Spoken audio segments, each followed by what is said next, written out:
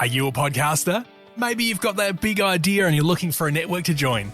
The multi-award-winning Ozcast Network can get your content to eyes and ears all over the world.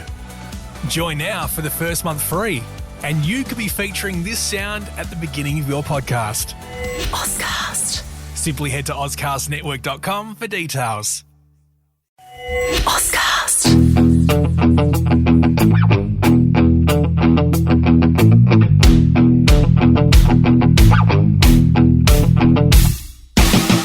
Yeah, I'm back for 2021. We cranked out a whopping 17 episodes last year with so many big names, and I thank you all for your support. Some of you may have been thinking that was it. Well, it's not the case. We've been tied up with some other projects, but we go again on Greats with Garby, and in a pretty awesome way for the first episode of this year. I cannot wait for this. Anyone who knows me knows that I am a monumental Entourage fan, one of the biggest TV series hits of the last 20 years. As I sit here right now, I have a big frame poster of Ari, Vince and the lads behind me. It's not sport, but hey, if you're a sports fan like all of you are, there's a very strong chance that it crosses over with the love for Entourage. And recently, I was lucky enough to get in touch with the man who helped bring us so much joy and entertainment over 8 seasons, 96 episodes, 26 Emmy Award nominations, 14 Golden Globe nominations, 1 movie, and countless laughs. He is the creator of the show, Doug Ellin, and he's been good enough to join me from his bed in Los Angeles. Doug, hello to you. From my bed, I sound like John Lennon. Yeah. I had a little dental surgery, so I'm dealing with some pain management, but I'm okay. That's good to know. Mate, thanks so much for joining us amid those circumstances. How's life for you now? Let's get it straight in off the bat. Victory, the podcast, you're involved in that in a big way with Kevin Dillon and Kevin Connolly, Drama and E from the show, of course. That seems like the number one thing for you right now. What else is going on in Doug Ellin's life apart from recovering? Yeah, I mean, that's been amazing. That's been a lot of fun. And also I wrote a show. I'm supposed to do this premier football league show called Day Ones, loosely based on Thierry Henry. We'll see, but the world kind of shut down right as we were getting rolling, but we'll see. Hopefully we can get that back up and going. But I'm really focused on the podcast because it's been so good, and it's really, it's been growing by the week, and it's been doing great in Australia, which is awesome. I don't know how big the podcast audience is there yet. I'm sure it's growing just like here, but it's been a lot of fun.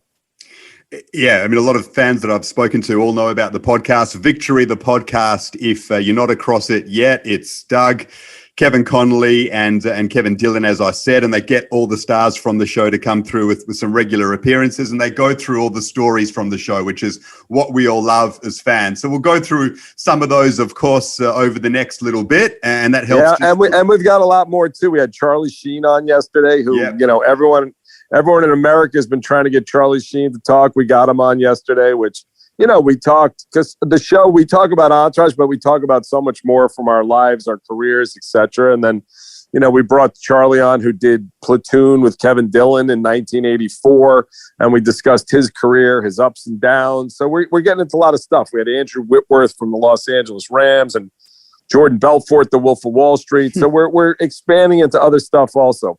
Brilliant. And this will act as a little teaser for all of that, if you like. We'll get into some parts of the show, but then you get on the Victory podcast and you get the nuts and bolts of it all and all the detailed stories. So make sure you do that. In terms of how we got in touch, because obviously I told some friends that I was chatting to you and they're like, what? How on earth did you get in touch with Doug Ellin? And it was through Twitter. Basically, on about the 400th viewing of Entourage the other day for me, I noticed a little glitch or flaw in the show, if you like, and I messaged you on Twitter about it. It was when Vince is in a meeting with Alan Gray, who becomes a reasonably prominent character later on, and in his first meeting with him, he actually calls him John, and it just caught me by surprise. So I messaged you on Twitter and I said, what's the story with that? And from there on, we got in touch and I was able to message you privately. So maybe now you can clear up that little incident. Yeah, you know what? There's a lot of things on Entourage. We talk about it on Victory, the podcast, because I always say, when I was pitching the show, my agent gave me the Bible for the show The Wire, which I don't know how big that show is or not in Australia. No, but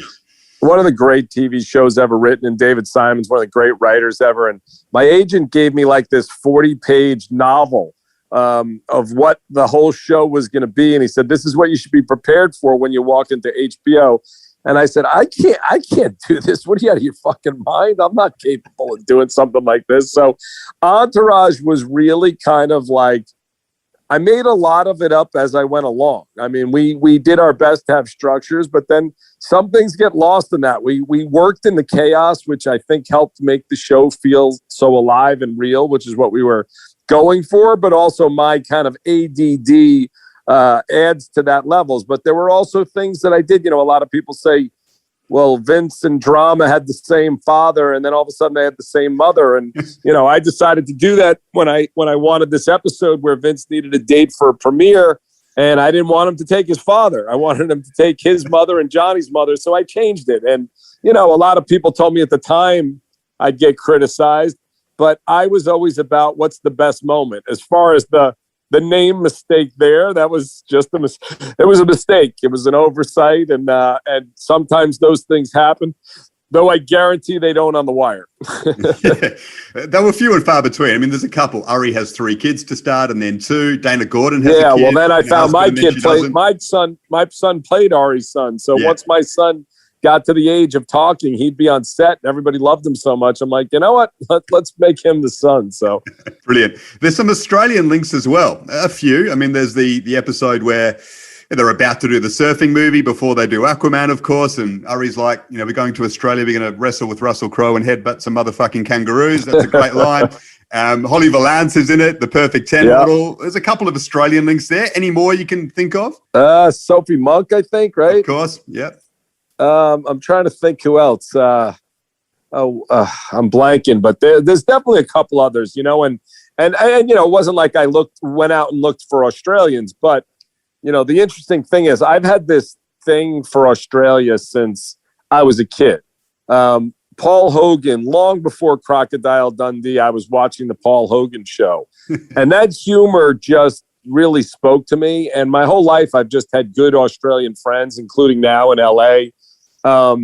And when we couldn't find some of these actors, because it was really important to me to find New Yorkers, authentic, real New Yorkers that could be like the people I grew up with. And we were having a hard time. And, my casting director would be like, we need to look in Chicago. We need to look in here. I said, no, we don't. We need to look in Australia or England, because for whatever reason, the best non-New Yorkers that have played New Yorkers are either from the UK or from Australia. But also, I've had this thing with Australia. I've been trying to get there my whole life. I was supposed to go there junior year of college, but I started dating a girl who convinced me not to. And then my brother lived in Sydney for 2 years, and I was supposed to go, and things happened. And then right before the pandemic, my friend was playing in the Australian Open. I'm like, that's it, I'm going. And I was booking flights, and the world kind of ended again. So it's just somewhere I've never been, which is crazy, and that I have this real kind of love for, and can't wait to get there. I play, you're doing a sports thing. I play a sport called pickleball here, which I don't know if it's hit Australia, but it's kind of like mini tennis. And I play with a couple of Australians who are like the best paddle tennis players in the US. They win like the championship every year. And I play with a bunch of tennis players, but I love the Australians, and the friend of mine who's a stylist who dresses us, I don't dress that well unless she really demands me to, but is also an Australian. And I just have a great love for a place that I've never been. And as soon as this is over, I'm coming. So brilliant. Well, mate, you've got friends over here, that's for sure. I'd welcome you with open arms, because you brought us so much joy for so many years. I mean, Australians resonate with the show so much because it's a bunch of blokes, sitting around tearing strips off each other most of the time, which is such a huge part of Australian culture, of course. So that's why it resonated so strongly here. I noticed Vince was down here recently as well, promoting the show, which is on Binge now as part of the sort of the Foxtel network. So he's been spending some time here. Yeah. I mean, everyone's been there but me. It's honestly, it's so crazy that I haven't been there, because I've been talking about Australia for legitimately 45 years. And I am swearing that I will get there in the next couple of years. So hopefully sooner rather than later. We hope so. Who was your friend who played in the Australian Open, out of interest? Sam Querrey. Oh, yeah. Okay, he's Yeah, pretty so prominent. I actually went to see. Yeah, I mean, Sam was top 20. I saw him in Wimbledon the year before. He was in the semifinals. He was 2 points away from playing Federer in the finals. So I play some pickleball with Sam. I do the best I can. But so he was in the Australian Open, and that was an excuse to go. Of course, I wanted to see him, but I have to get there already. Good stuff. Speaking of Vinny, he hasn't been on the podcast. Why? I mean, is there some sort of disconnect there with him and the other lads? I mean, not that I know of. I mean, I can't tell you. You know, we were all like brothers. I mean, I consider these people my family, you know, and I have no answer for it. I just posted on Instagram today that for my birthday, which is coming up, I want Adrian on the podcast. And I spoke to him for, you know, a little chat, and he kind of said he was in a place in his life or something where, you know, he'd get back or something like that. And I was supposed to accept that, but I don't. So he's going to have to come back, and we all spend a lot of time on the podcast talking about our love for him and abusing him like friends do. But there's no issue that I know of. And we will get him at some point. So I hope so. He does seem from the outside a little bit different to the other guys who seem like, you know, your real boy type guys. And Adrian seems a little bit different. Is that fair? Yeah, I mean, Adrian was always, and I you know, the word different sounds like there's something wrong with him, but no, he, you know, we the three, you know, Jerry Ferraro played Turtle, Kevin Dillon who played Drama, and Kevin Connolly. Those really are like the guys I would have grown up with. They're the you know, the sports guys and just the beating the shit out of each other kind of guys. Adrian is definitely more of the artist and more of the, you know, sensitive guy who definitely isn't one of those guys who's busting balls all the time, but he's a great guy, great actor. There's no one we could have gotten on the planet. I mean, it was so hard to find casting for that role, to find someone believable as a movie star who actually wasn't a movie star. And so he was great. And I have nothing but love for him, but he's going to do this podcast, you know, at some point. Let's hope so. His role is really interesting because whenever you talk to people about Entourage, obviously Ari Gold gets mentioned first, and then Drama and how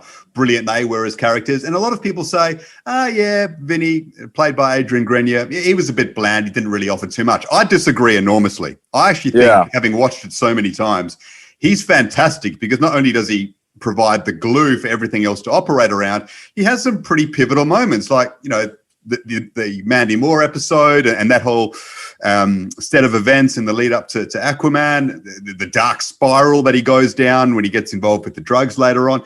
He does sort of fire up and have those deeply emotional moments too, which takes the show to another level. Does he get a rough ride, do you think? In my opinion, he 100% does. I mean, you know, I remember the first time we got him on a camera, what we did when we were looking for this movie star, which is not just, let's find a handsome guy. It's a guy who's got to have that it factor. And the first time we put together when they were auditioning, we edited together a tape of Connolly, Kevin Connolly who played E, and Adrian. And Kevin's a good-looking guy, you know? And it's like, how are you going to get the better-looking guy? And then we put them together.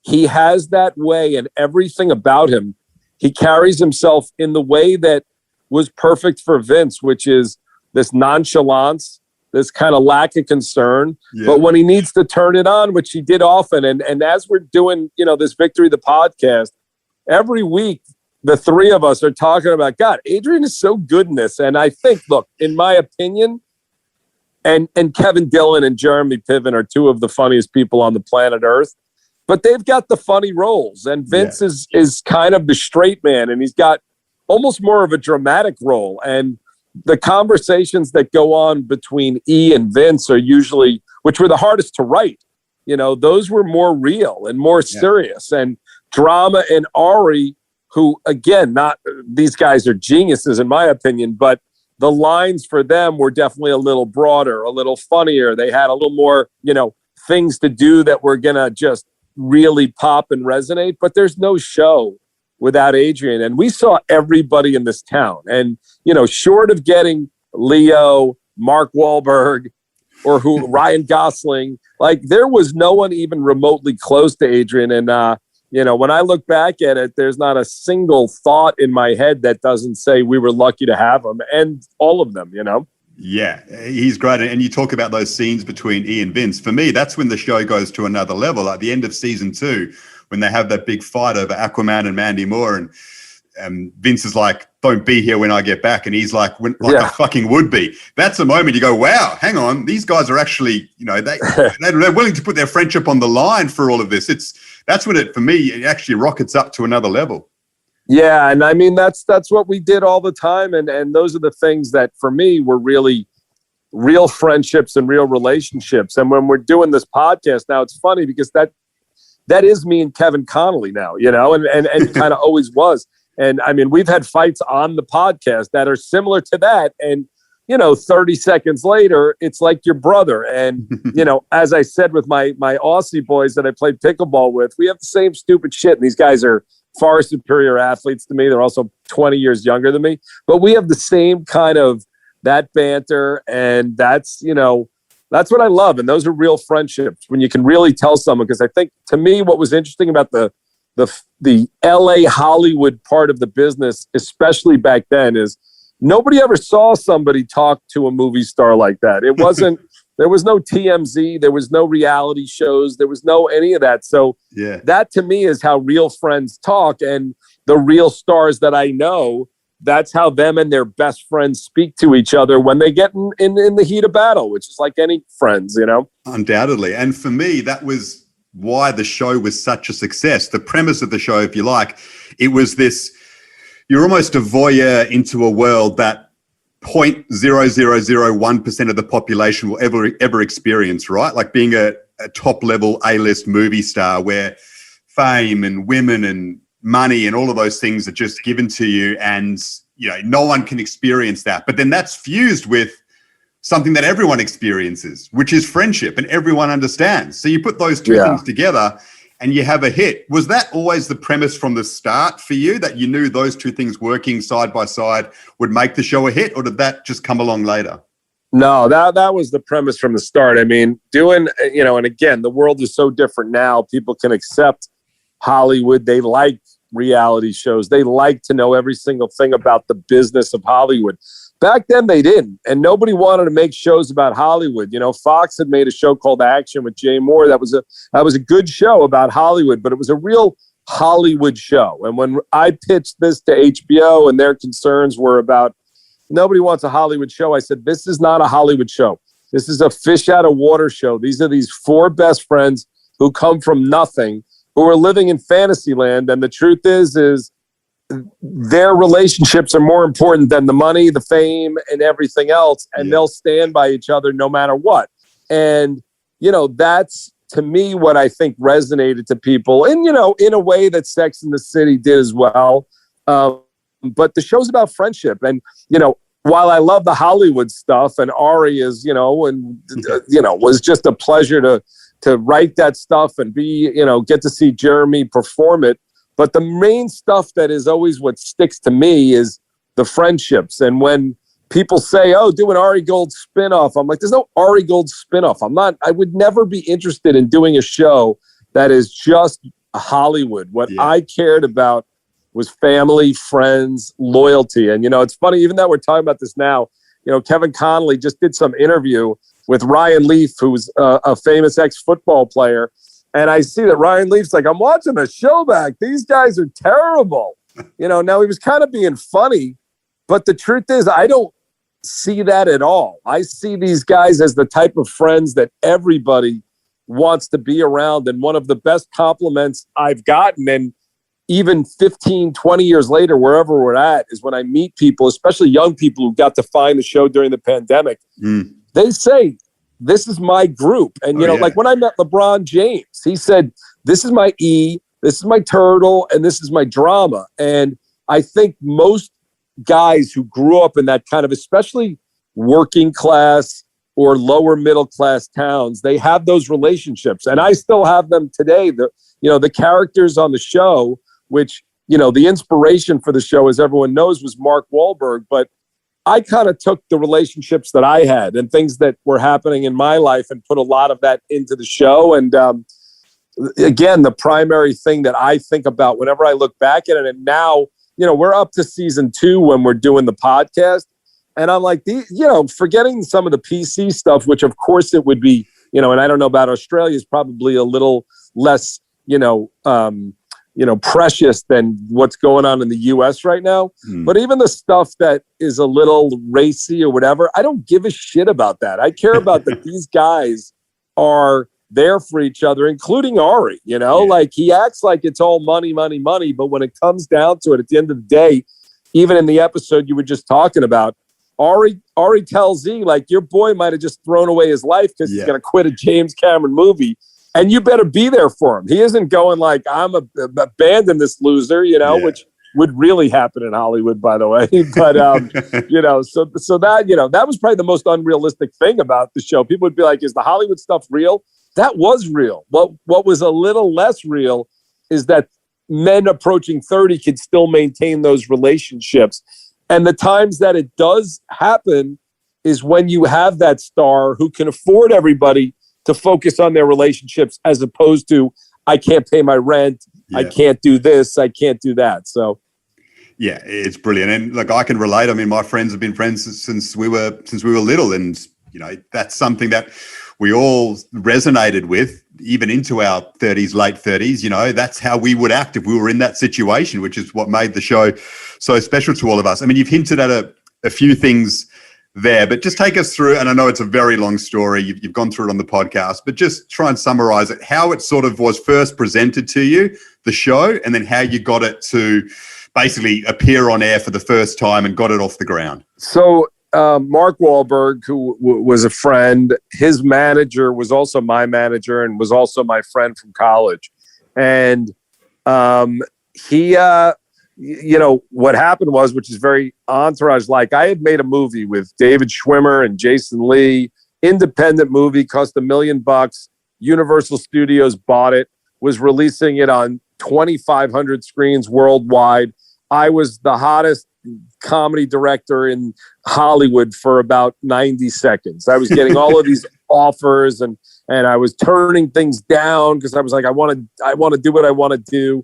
And then the movie came out and it didn't perform according to what someone created as the expectation for what it was supposed to make. And I was literally unemployable after, working for 10 years in Hollywood, selling scripts. I had made another movie that was also independent and I couldn't get a job. And a friend of mine said, you got to get into TV, not this film stuff and whatever. And I didn't know anything about TV. I said, what do I do? He said, write a script for a show that you like. And Curb, which is crazy that it's still on and we're talking about this, but I wrote a Curb Your Enthusiasm spec, not to give to Larry David. It was to show people in this town that I still knew how to write. I gave it to my manager, who was my manager for a decade. And he goes, wow, you can write, which is, typical Hollywood bullshit. But he's like, Mark and I have talked. We don't know what the show is, but we want to do something about like him and his friends, essentially. And that was all there was. And my first reaction was, that's horrible. I do not want to, I'm not an Entourage guy. I don't want to watch a bunch of guys live off another guy. And he said to me, you'll figure it out, which, whatever that meant at the time. I went home and really put, my head to it. And like any great show, what it's always going to be about is relationships and family. Yeah. And if you can get away from the outside in of like, oh, what's all the fun Hollywood stuff we can do, and really focus on who are these people and what are their relationships to each other, which is why I came up with kind of the relationships I have, which is people that I have been best friends with since kindergarten, who are still in my life in every aspect, which was different than Mark's. Mark's crew was mostly people who came along the way, and mostly after he was already successful. So we went from there. And then, the idea was to pitch it to HBO, which, now there's HBO, Netflix, Amazon, Showtime, Hulu, et cetera, et cetera. There was nothing. It was HBO to make a show with, R-rated language. And I went in there and we said, we want to do a show where men talk like men really talk, And Mark obviously was the reason it sold more than me. But then it was 2 years of writing scripts and getting notes and being told this sucks over and over and over until they finally said, okay, let's take a shot. And even after we filmed it, we were pretty sure we were not getting picked up. And the day before we aired, the executive that I worked with for almost a year and a half told me, listen, I don't want you to take anything personally, but we do really smart stuff here at HBO, and the reviews are not going to be good tomorrow, but we like the show, whatever. So I was like ready to just be tortured. And when we woke up, the New York Times, which was the thing then, that's all I wanted, which I did an episode about that later, but all I wanted was the New York Times review. And the New York Times said we were the smartest show on TV. And that was pretty wild. And, and then we went from there. Can you recall a moment when it all blew up then, when it went from that to, hang on, this is now entrenched in culture a little bit? I mean, obviously I know even 15 years later, you can turn on SportsCenter or somewhere else and hear some reference to Entourage, which is why we called it Victory, because I used to hear that on SportsCenter all the time when someone hit a home run or whatever, whatever it is. So, I could feel it walking around town. I'd be at tables, hear people talking about it and this and that. But I was a grinder, and I was a negative, neurotic Jew who always thought we were going to get canceled, it was going to fall apart. So I really did keep my head down for 8 years, and I didn't get really lost in success, or even when some people turned on the show at one point. I really just didn't, kind of buy into any of it. And I did buy into that New York Times for a minute because that felt really good after a movie I had released. The New York Times said had no business being played in a movie theater. So I had seen the downside and I felt good about that. But that lasted for all of 5 seconds. And then I was like, okay, how are we going to make this good? How are we going to keep this going? And what's next? And, but that being said, I felt it, but I think the actors, got to enjoy more of the cultural phenomenon that it really did become, because, even in the town also, I mean, everything was being pitched after that as it's Entourage set here, it's Entourage set there, and that's a very cool thing, especially when so many people are doubting you when you start, 100%. As a fellow neurotic Jew, I can understand exactly where you were coming from on that. So I get it. But man, it blew up. It blew up really quickly. The casting. So were you always set on those guys for those roles? Were some of them second choices? Was it tough? How did the casting work for each of those characters who, of course, become so pivotal? Yeah, I mean, everybody auditioned except for Jeremy, who I wrote in my first outline. I loved him from Larry Sanders and other things. Everybody else auditioned, and it was a long process. Kevin Connolly was retired from acting. He wanted to direct. And I couldn't find anyone for his part. Turtle was the only one that there was an alternative for a minute, which was Dominic Lombardozzi from The Wire and a million other things. He's a great actor and ultimately came on the show. He was not available, and I hadn't met Jerry yet. But once I met Jerry, and once I met Dylan, I mean, Dylan walked in one line. I was like, oh my God, how is this guy not like one of the biggest comedy stars in the world? And I meant it, because I said to my producer that day, I said, if we get the show on the air, this guy's going to win an Emmy. Like, I know it. He didn't, but he was nominated. He lost to Jeremy. But those were it. There were no second choices. Now, that being said, we have to go into HBO with second choices, because I was some schmuck who had made nothing in television, and I had very little power except for to say what I thought. And then it was ultimately going to be what they think. So we had to have backups go into those auditions, but there was no one else in our minds. And, there were interesting things, even Adrian, one of the executives at HBO was like, wasn't feeling Adrian from tapes we sent before. So when we got in there to the president, we didn't have Adrian. And honestly, we didn't have a Vince that I was excited to make this show with. But Chris Albrecht, who was the president of HBO and really the guy who put it on, who was like the king of Hollywood at that point, who I'd probably spoken to, for 40 seconds in the year and a half that we had gotten to this point. And now I'm in front of him showing up, showing him our actors. And when we walked out, he goes, "You don't have a Vince," which I knew.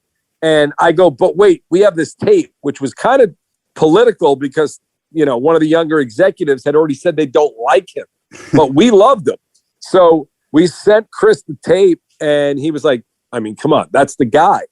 And he had booked another job like in between this time happening. So we had to somehow unravel it and get Adrian in, which we did. And, but there was nobody else. And, it was from the minute we got together. And even though, like you say, Adrian was a little different, he fit with them great. And it felt like what I grew up with, which is there was the artist in that group of tough guys, crazy guys, idiots, whatever it was. There was that one guy who was a little bit more of an artist. And, it was great. He was perfect. So, then we were off to the races.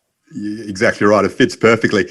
Dom, though, Dominic Lombardozzi, who you mentioned, he plays Dom for a few episodes. I can't imagine him as Turtle. I know it's easy to say in hindsight. I just can't see it.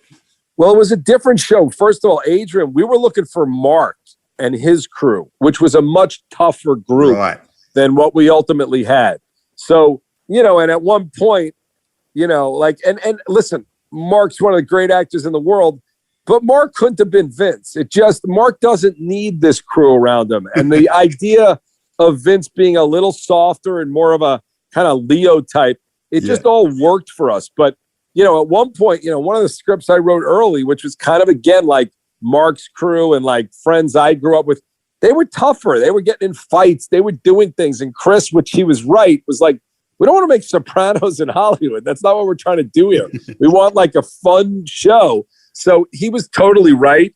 But Dom has a lot of sides to him, but he's definitely a much more intimidating presence. And Jerry, our only casting problem was, Kevin Dillon was 37 and Jerry was 24, and they were supposed to basically have hung out in high school together, which obviously does not make sense, but nobody ever said a word about it. So we'll get on to Turtle in a moment because I love the guy. But it's interesting how that changed based on the casting. But we've got to talk about Ari Gold off the bat when it comes to the characters. Jeremy Piven. I mean, one of the greatest characters television has ever seen, hands down.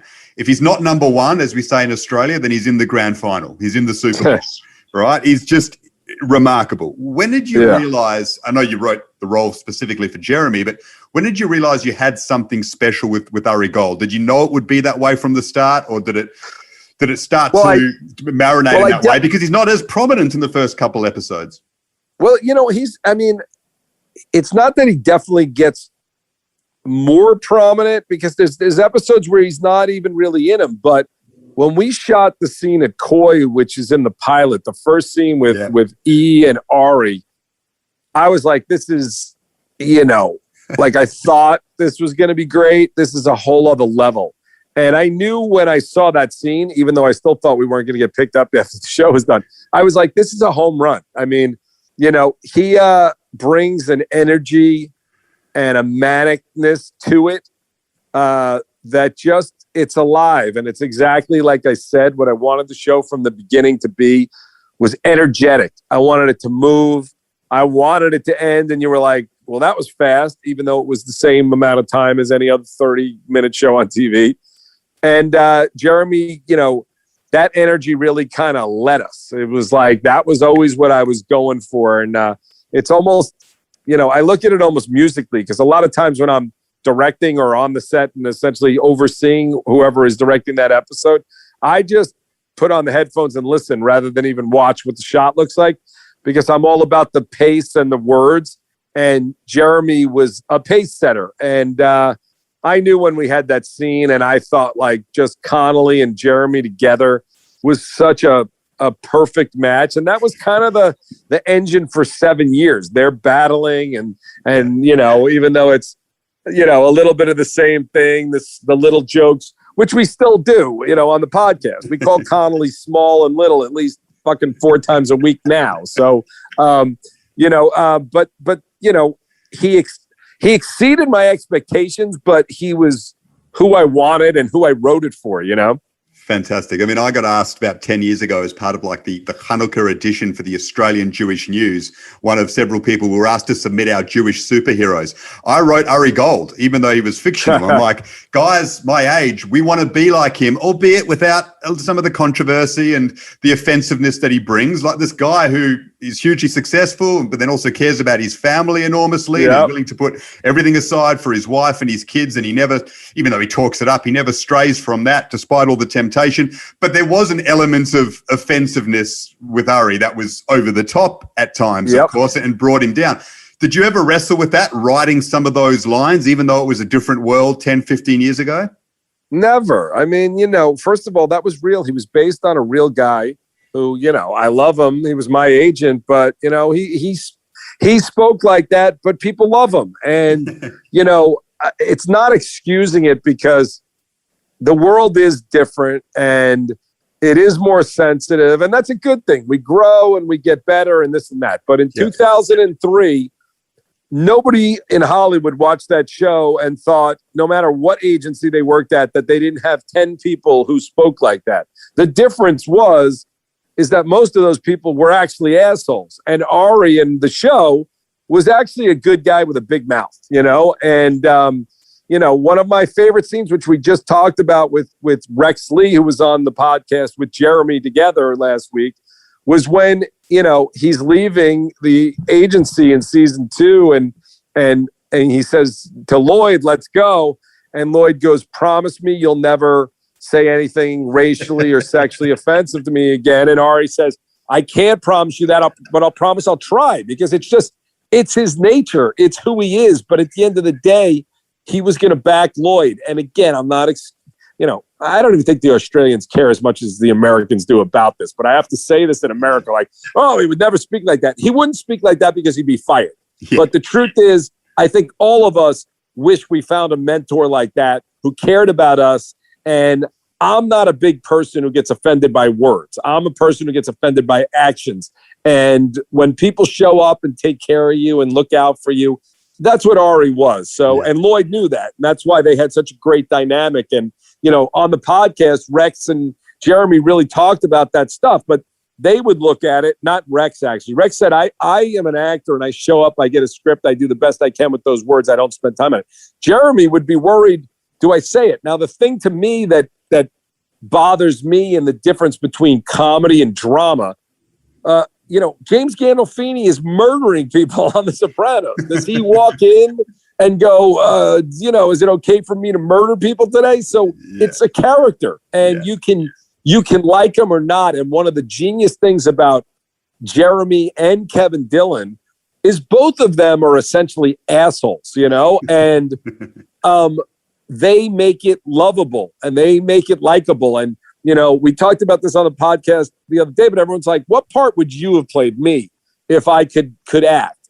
And I said, well, actually, I put myself on tape for Ari, when we were starting, just to see it.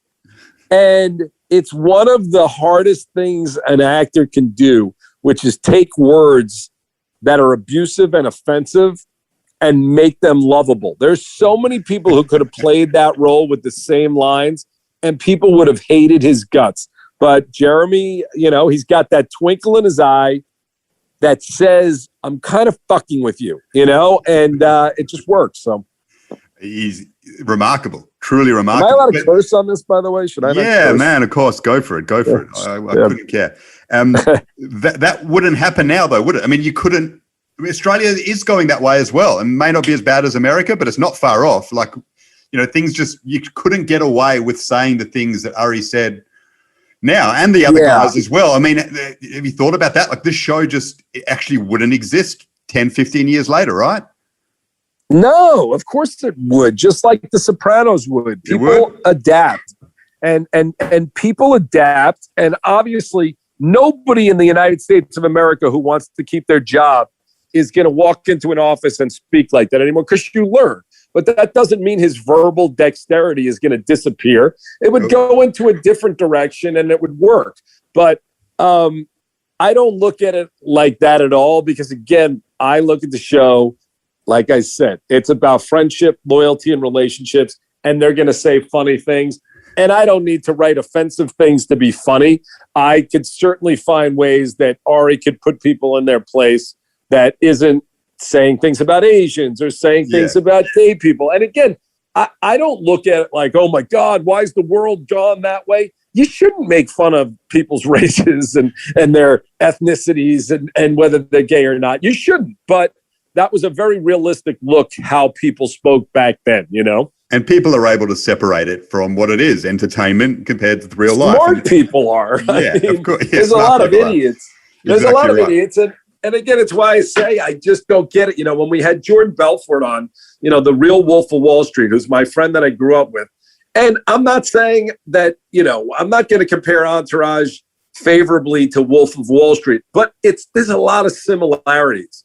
And people look at that as a piece of art because it's Scorsese and Leo and it's based on a true story. But the shit that went on in that movie, which people find hilarious, like they don't look at it as like a horrific drama, allegedly a drama or based on a true story. But, you know, I just, it's a silly, it's just stupid, you know, things are in historical context. And I don't look back at the show now and go, oh God, why did I write that? Why did I write that? I wrote that because I was really desperately trying to capture the world as I saw it. And that's what it was, you know, and it doesn't mean I spoke that way. And, you know, that's what it is. So. And you did so brilliantly. It's just amazing how things have changed so dramatically in 10 to 15 years. But, you know, it stands the test of time. That's what makes it such a remarkable show. The character of drama is so fascinating because I remember watching it for the first time, Entourage. And this is back when, like, I watched it as the first episode came out. I saw the trailer. I'm like, I will love this show.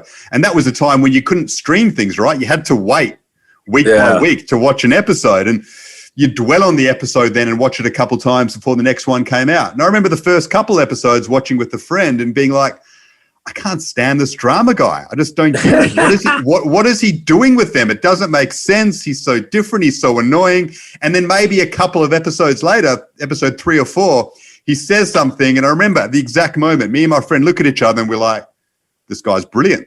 We get it. We get the shtick. We get what he's doing. It is so friggin' funny. Did you know that was the way it was going to transpire with him, or did it just happen naturally that way? Well, I'll tell you, it's interesting that you say that because I really don't talk about this a lot, but, you know, and I don't even like to say this to Kevin Dillon, but there was someone at HBO after that taping that said exactly what you just said. I don't get him. He doesn't fit with these guys. And I thought there was something wrong with them because I knew he fit with them because that's what I know. And that's what I grew up with. So it was not until like season 2 that he called me up and goes, you were right. And I did not get that. I think Kevin Dillon walked into that audition and the first line out of his mouth, which has only happened to me once, and it happened, I was doing a short film. I was 21 years old and a friend of mine brought David Schwimmer from Friends off his softball team to audition for my short film. Never met the guy in my life. He said one line. I said, done. I told everybody I knew, this guy is going to be a giant star. I guarantee it. And I said the same thing about Dillon. And when the person at HBO told me they didn't get him, I was shocked. I went home I was like, I know nothing. I mean, I'm watching this guy. He makes me cry. Every word that comes out of his mouth is not only funny, but I feel for him and I want to help him and I want to like take care of him. And that's to me the genius of Kevin Dillon. And he does it on the podcast too. And it's not that he's Johnny Drama, but he has that face that just says, please give me a hand, you know? And I don't know. I think so. So no, I never, ever questioned that Kevin Dillon was perfect for the guys, but other people did, you know? I mean, the insecurities and the fake bravado of drama, it's just so brilliant. And like how he knows everything and he's been in everything. You must have sat there laughing when you were writing these lines for him, right? Like, I did a spot in Melrose Place, I did a spot in this, a spot in that, and he's always bringing it up. You must have been like pissing yourself writing it. I was, but it's also like when we do the podcast, when we have Charlie Sheen on, it's the same thing, which is weird because I didn't know anything about his career, you know, when I cast him. And I just wrote it as because he carries himself that way. And he's that guy that you're like, wait, you're good friends with Charlie Sheen? Oh, yeah, you did Platoon with him. Wait, you know Val Kilmer? Oh, yeah, you were in Doors. Oh, you were on 24 in like 2 episodes kidnapping a girl in the forest. He has that similar resume, and all of it just worked. But yeah, we used to just laugh our asses off writing his things. One time Entertainment Weekly asked us to write Drama's resume, and we just spent like a whole day coming up with the stupidest shit of all time for him. I mean, that's why I say I really hope people check out the podcast, because it plays like the show. And I killed myself on that show to write every single syllable. And I was so precious with every comma, every word. And now what a lot of people, when they listen to the podcast, like, it feels like the show. And I'm like, God, why did I spend all that time on scripts? So amazing. Turtle's so underrated. Like, watching the show back, he gets him out of so many jams, and it feels like he gets all the credit. He's just such a brilliant, lovable character who developed so much from this fat stoner into a mover and shaker. I mean, how did you work with that? Because he's just so underrated for mine. Yeah, I agree. And it's similar also. It's like Jerry was like a heavy, lazy looking guy, and he transformed his body. It wasn't me leading him into that. It was him leading me into the transformations. And if you watch him from season 1 to 8, his authentic New York accent is so raw and so real and so what I grew up with in season 1. By season 8, he feels like he's lived in LA for 50 years, And it was, I think, on Jerry's, part, a conscious choice so he could get other roles when he comes off of this show. For me, I would write into those things. But Jerry, from the start, he just had this lovable quality about him. And the interesting thing is, you asked when I know things happen. I spent a lot of time, and this is no offense to anybody or trying to be homophobic, but I wanted to make sure the guys were attractive.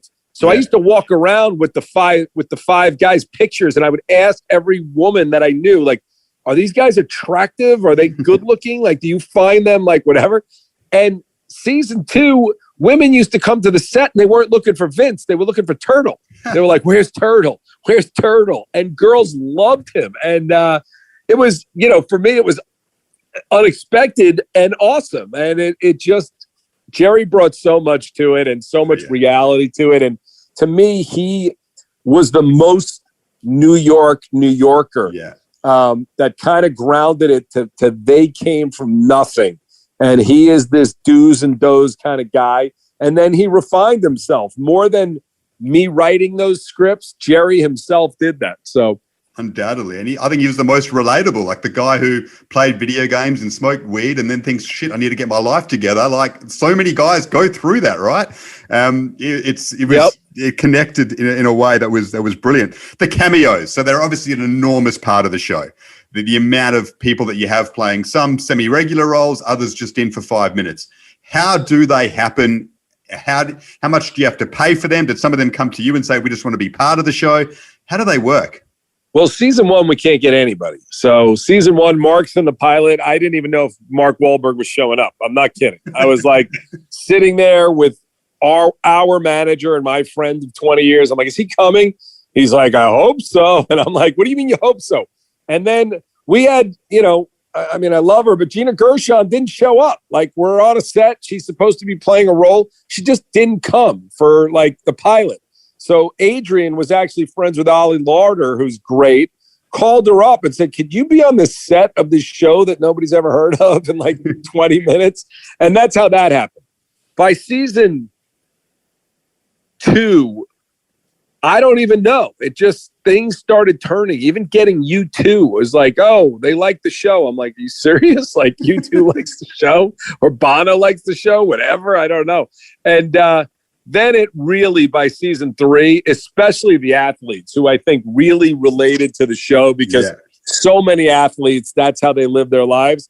Then we started getting the calls. And some people said there were too many cameos, but the truth is that's the real life. Like when I finished the Entourage movie and I called up Mark, I said, I want to show you a cut. He said, come over to the house. I go to the house and Kevin Durant, who I hopefully, you of course know who that is, right? Yeah. Of course. So like Kevin Durant is just sitting there, 7 foot, top 3 basketball players in the universe, is like, hey, he's going to watch it. Then we go over another time. The Golden State Warriors are there. And, it's just, that's the lifestyle. So when I would get these calls, which for me, it was as exciting as hopefully it was going to be for the people watching it at home. I was excited to have, LeBron James, Tom Brady, Mark Teixeira from the Yankees and U2 and all of the people we got in the academy. Peter Jackson and Martin Scorsese. And, so it was as exciting for me as I hoped that it would be for the fans. And whenever I would get those calls, I was like, yes, I will figure out how to put something in. And I tried always to not make them just, which you see a lot of shows, they did cameo and it's just like, okay, great. There's blah, blah, blah. I try to give them characters. I try to make them something. I try to give them plot points and differentiate them from themselves. Like Bob Saget, for instance, who was at the time known as like America's Dad on Full House. And I'm like, okay, Bob, I want to make you like a lover of cocaine and hookers, So that's, really how that stuff went down.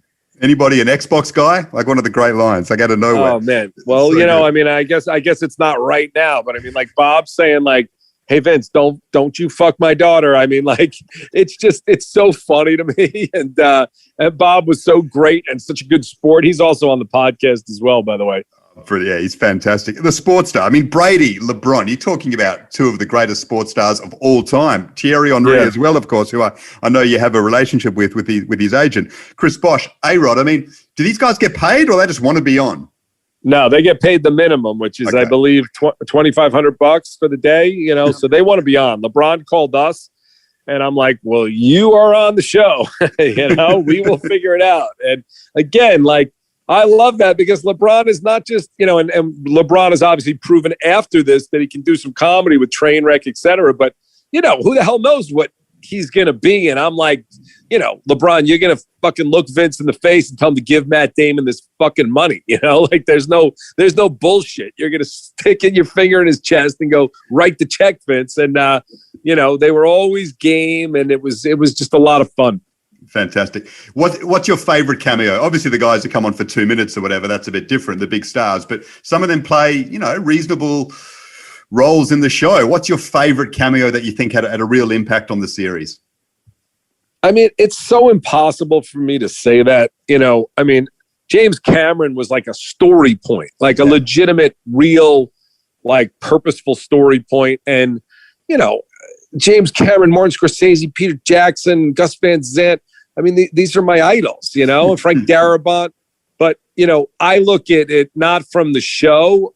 I look at it from my own life. What was my favorite moments? And U2 was my favorite band, and it was my birthday. And within 12 days of the Dodgers telling us we cannot shoot at Dodger Stadium, we get U2, and I'm sitting at the concert like just a regular fan, but I have cameras everywhere, and we get Bono to say happy birthday, Johnny Drama in Spanish. That's like, that's the wish fulfillment I wanted the audience to feel, and I felt it. Yeah. And then Yankee Stadium, Mark Teixeira, who's the first baseman for the Yankees at the time, got us Yankee Stadium. Which I don't know if everyone can appreciate that in Australia, but that's like they gave us Yankee Stadium to go shoot at for 5 hours, and I brought my children and all of my friends who these characters are based on and more.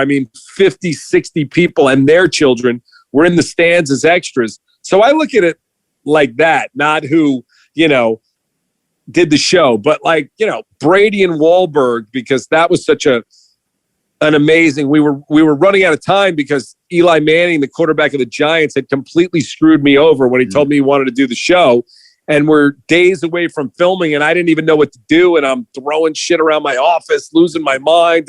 And Mark Wahlberg, who's not, he doesn't come to the office very often, but he happens to be at the office. And he's like, "What's the matter?" I'm like, "Eli Manning was supposed to do the show. We're totally screwed. We got nobody else." He's like, What if I call Tom Brady and we do it? I'm like, okay, that'll work, And so those are more of the special moments, or Gronkowski. You know who Rob Gronkowski is, right? Yeah, of course. So Gronk, Super Bowl champ. I mean, he comes on the set of the movie and tells me he told his friends in high school he was going to be on the show. Amazing. Can I put him in? He wasn't even supposed to be there. I'm like, yeah, I'll figure out a part for you. The next thing I know, he's there till 3 a.m. serving extra soup.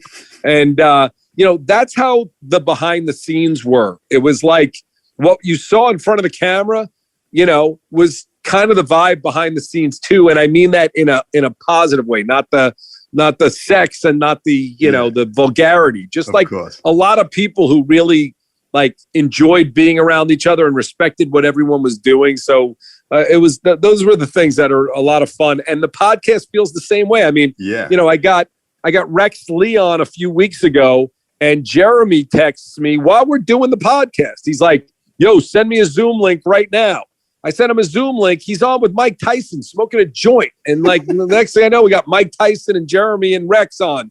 So those kind of happy miracles were the things that made it so much fun and exciting, It's so good. I mean, the scene where drama breaks Tom Brady's club is just all time. I mean, this is custom, mine's off the rack. And then he's like 2 minutes later, he's like broken it. Unbelievable. The Lakers games, are they real games that you're shooting in? How does that work? Those are real games with they're mic'd wirelessly. I mean, sadly, I mean, we wanted Kobe so badly, obviously, but Jeremy starts, Kobe was a fan of the show, but he wasn't in it. And Jeremy starts talking to him during the scene to see if we can get Kobe in it. So these are real games. The crowd is there. We can't quiet anyone down. I can barely hear the dialogue. I'm hoping it comes out. And we had, our sound guys won. I mean, they were nominated every year. I'm not sure how many Emmys they won, but they were so good to be able to get that stuff, to be able to get the stuff live at the Cannes Film Festival, the Sundance Film Festival. We are walking down the street with no crowd controls, just doing dialogue. And that is, those are the memories that are so alive and real. And to me, made the show so special. And that's why when I hear, which you really don't in Australia, by the way, I mean, the Australians really seem to have stayed in the embrace, and the U.S. has turned a corner, I think, where they're back on our team. But they turned on us so hard, which was so fucking weird. Right. And all of a sudden, this beloved show became this misogynistic band of fucking animals. Yeah. And it's so ridiculous, and it's annoying more than anything else. But during this pandemic, and I think because of the podcast, people have really seen that, okay, we're looking at this with some weird sensitivity that really doesn't exist here. And at the end of the day, we're watching people live a life with their friends that we all want to do. That's what everybody who makes a little bit of money wants to do. They want to share it with their friends that aren't able to make it, and that's the ultimate wish fulfillment. So you did that. You did that most certainly. Do you have a favorite episode? Is there one that stands out above all others?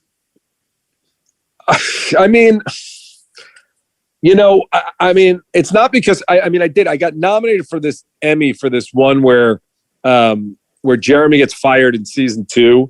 But that's not the reason. It's just, it was, we turned a corner to real drama with him and his wife and him losing his job. And, their family was based on my family. I cast, Jeremy's wife, who was sort of like my wife at the time. My son played their son. Yeah. So I have a lot of special memories of that. But honestly, there are so many that it's not about the favorite content of the episode, but it is about what was going on behind the scenes and how much I loved being there. Sundance was a special episode, Vegas, because we just had such a good time while we were making it, Yeah. I mean, some of the lines, I wanted to know about a favorite line that you might have. For me, the ones that stand out, I still laugh about them today. It's like when E says to Turtle, do you think you can get laid without Vince? That's the question. Turtle's like, do I give a fuck? That's the answer. And then should we leave Vince outside when Dom breaks in? If something happens to him, we're all fucked. It just sums up brilliantly how much they relied on this guy, and he was so unashamed about it. They're the ones that get me still to today. Is there a line that stands out for you? I don't know what line stands out, but in the pilot, because it's so important, and when I'm writing a new pilot or when I'm talking to young writers, it's like you really want to have a line in a pilot that says who this character is that none of the others are going to say.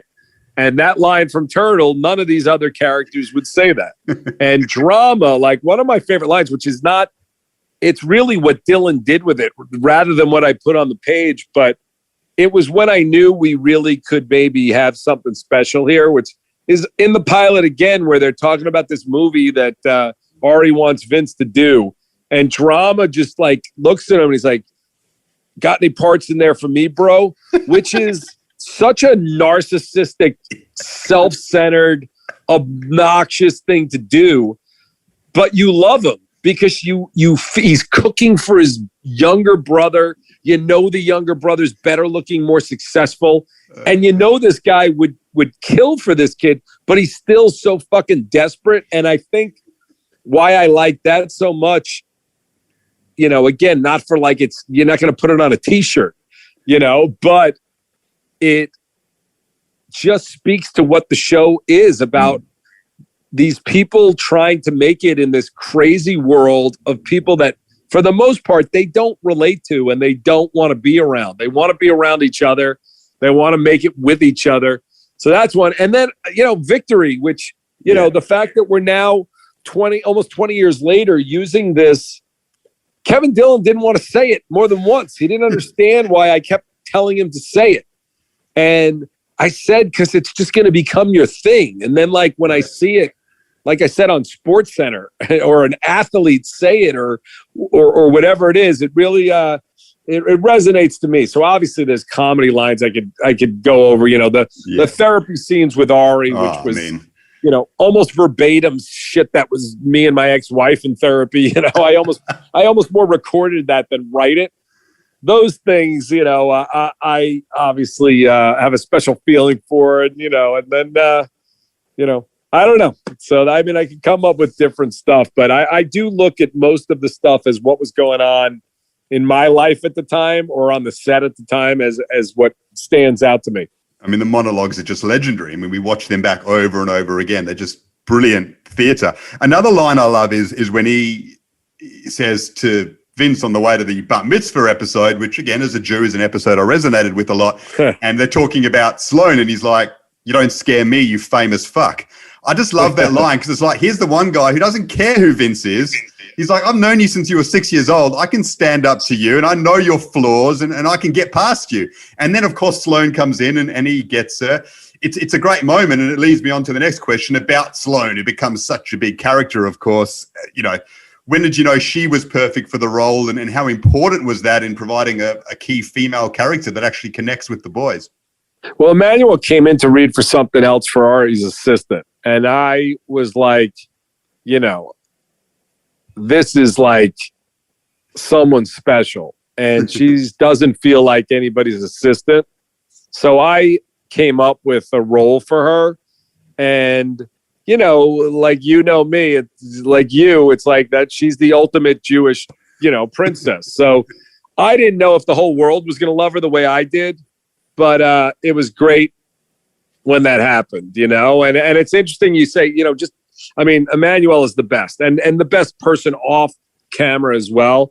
But, just touching back on what you said before, like, it's interesting that you pick out these lines for E, which Connolly would be so happy because he thinks, he had nothing to do for 8 years and he was the non-funny guy. And Connolly behind the scenes is probably the funniest of all of them, to be honest with you. And, but that line is, I'm working on this show with Thierry Henry, and it's what I told his manager about that line specifically. That's what you don't see in the other shows, and we don't have to mention them, but there's been a bunch of other shows about famous people that, to me, they always ring so fake and such bullshit. And that was really like, that's one of my favorite moments. But since you brought it up, and it's Passover, I love when Dylan says, Jeremy says, I grew up, I went to an Orthodox synagogue, but I was not very religious at all. And, Yom Kippur was like, torture. And So the Yom Kippur episode is definitely one of my favorites, but also when Dylan walks into the bar mitzvah and Ari says something about not showing up for temple, and Dylan says, I thought that was for Jews only, I mean, it's like, it is so real. And, on the podcast, we talk about stuff and you hear them. I actually had someone text me on DM today.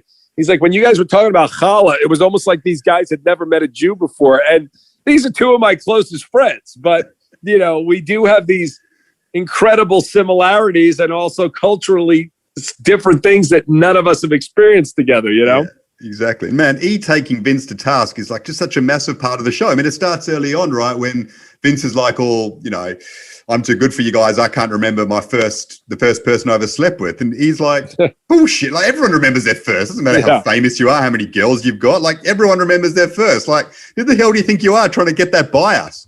Yeah. I mean, that's the stuff to me. It really is. That's the core of the show. All the other funny stuff and all of this, that's the stuff that I believe is why it still resonates today, because I think all friends can relate to that stuff. And, it's interesting that you pick out that stuff. Most people would not, That's the glue, I think. That's the glue that holds it all together. What's next? Can we see another movie? I know there's been some rumors of that potentially happening, a reprisal of the TV series in some way. Is there anything that can potentially happen in that sense? Well, I'm supposed to be doing this Thierry Henry thing called Day Ones, which has some similar elements, but will be different than some of the other crappy sports shows that have done this kind of group of friends things.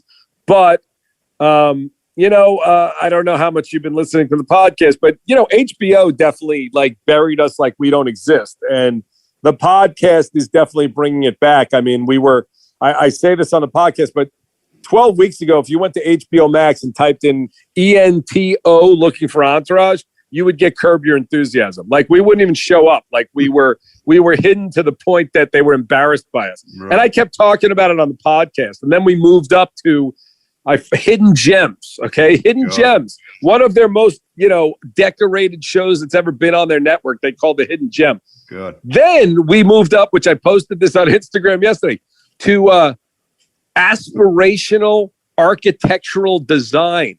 Like shows with aspirational architectural design. And I'm like, are these people out of their fucking minds? And now finally, I think we're in the I don't know if it's must-see comedies, but we've made it into the comedies. We're still lingering behind Ballers, which bugs the shit out of me. Oh, but man. I think we're moving forward, and I think there's a chance. It's something I said I would never do again. But the podcast has been so much fun, and we've gotten everybody, with the exception of Adrian, to come back. Yeah. We'll see. Who knows?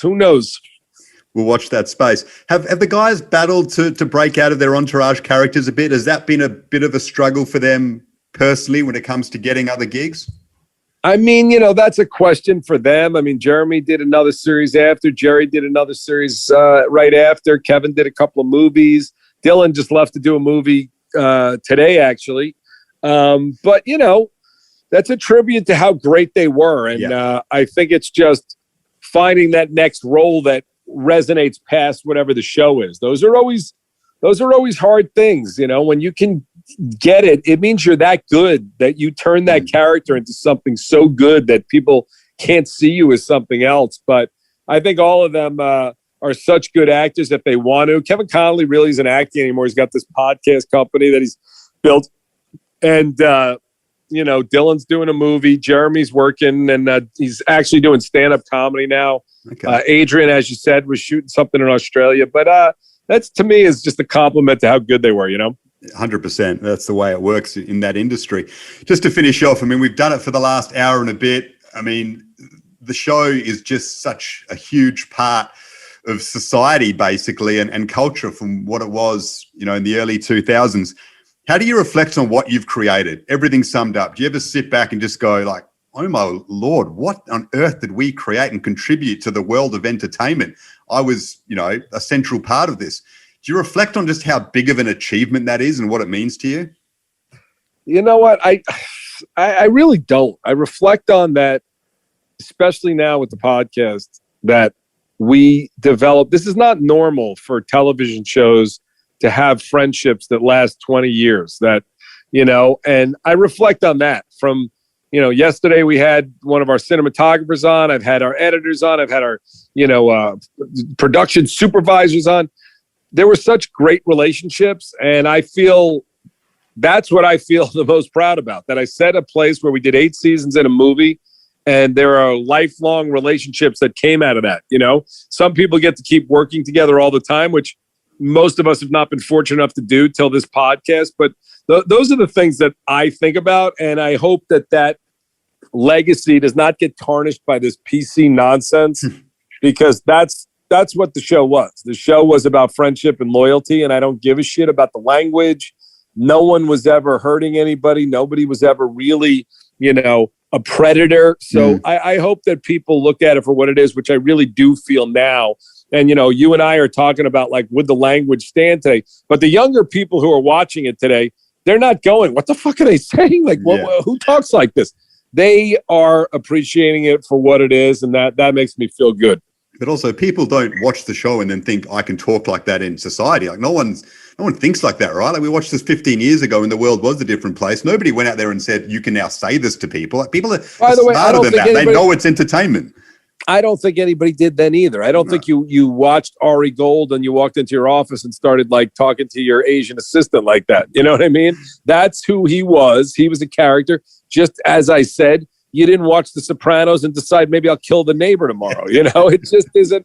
It isn't what normal people do and smart people. And that's why, there is obviously need for social justice and some change, but there's also a need for comedy and for art. And sometimes people push things past the limit. Sometimes they don't. But time will tell, and I hope I hope we'll hold up, because we were very appreciated at the time, and there's nothing I hate more than revisionist history. Spot on, man. You contributed enormously to the lives of millions by just giving us awesome entertainment, and it's such a huge part of the way that the world goes round. So on behalf of me and the millions around the globe, thanks so much for that. It's just one of the greatest things that I've ever been able to watch. I still watch it over and over again and love it. My friends do as well. Thanks so much for spending the last hour and a bit with me. People, go to Victory the podcast. It's fantastic. You get more and more stories like the ones that Doug's been willing to share with us today. And man, thanks so much. Hope you get better. Enjoy Passover, and really appreciate you coming on the podcast. Thanks. You too. Be well. Thanks, Doug. All right. Bye.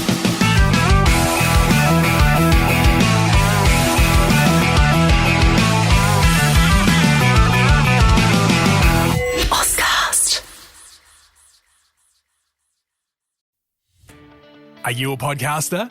Maybe you've got that big idea and you're looking for a network to join. The multi-award-winning Ozcast Network can get your content to eyes and ears all over the world. Join now for the first month free, and you could be featuring this sound at the beginning of your podcast. Ozcast. Simply head to ozcastnetwork.com for details.